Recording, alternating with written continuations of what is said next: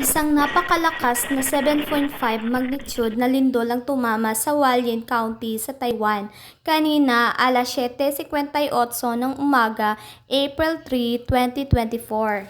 Ang 7.5 magnitude na lindol ay nagbabadya ng tsunami sa Taiwan at Pilipinas. Nagdulot ito ng malaking pinsala dahil sa mga gumuhong mga gusali at landslides at sa ngayon hindi pa naiulat ang mga bilang ng mga nasawi.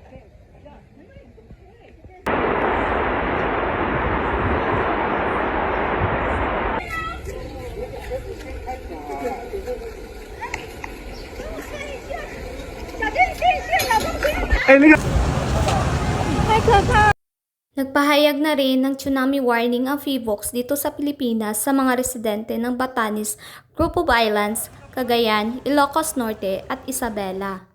Para po sa mga apektadong lugar, manatiling ligtas at alerto at mag-ingat po tayong lahat sa mga banta ng sakuna.